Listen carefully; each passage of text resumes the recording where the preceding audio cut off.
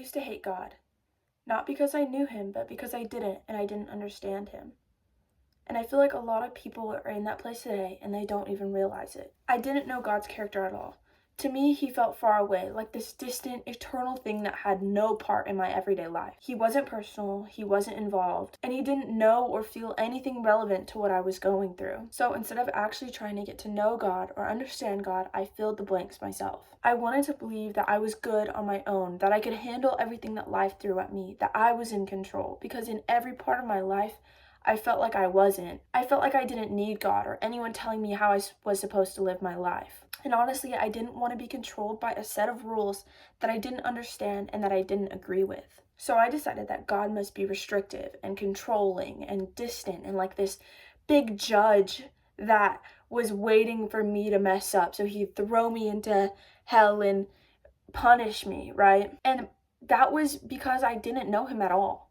I didn't read my Bible. I didn't listen. I didn't do anything to pursue him. A big reason I felt that way is because of the Christians I knew and how I viewed Christians. I viewed them as this hypocritical and judgy, you don't practice what you preach kind of thing. Like, oh, well, you're telling me that I'm not allowed to do this when you wear mixed clothing, you know?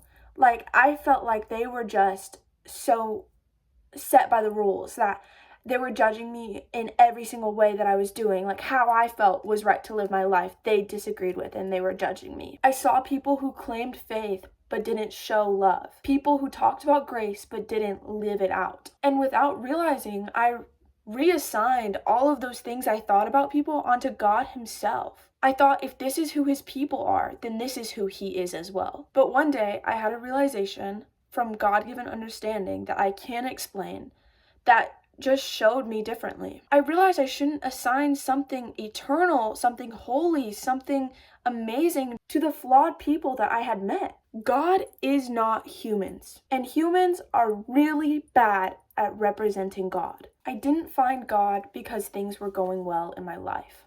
I found him out of desperation. I found him out of pain. I found him out of misunderstanding. I tried doing life on my own and I was exhausted and I was broken down, and I just realized I couldn't do it by myself anymore. And then I cried out.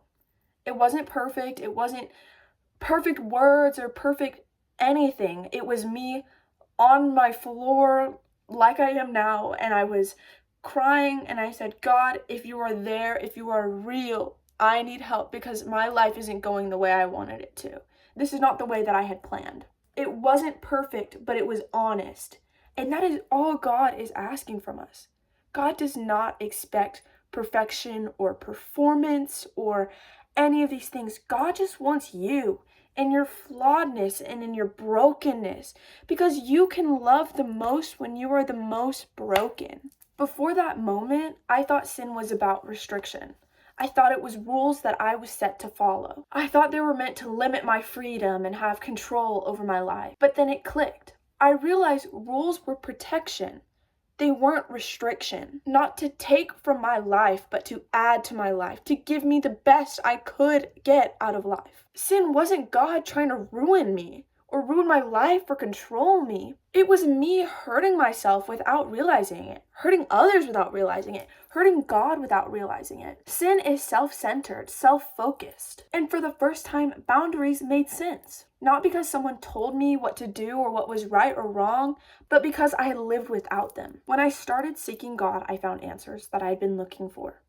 I felt like this massive hole in my heart was gone and filled with peace, and for the first time, I felt understood and loved. And I realized the understanding that I was gaining wasn't something I had reasoned into my life. I didn't stop hating God because life got easier. I stopped hating God when I stopped assigning him to the weight of human failures. I finally let God be who he actually is, not who I assumed he was. And when I did that, I found him and I got to learn about his character through his word. This is a calling for anybody watching this, that you are not alone, that God does not hate you, God does not despise you, God does not look at you with distaste or with anger or hatred or like this judge on Judgment Day waiting for you to mess up.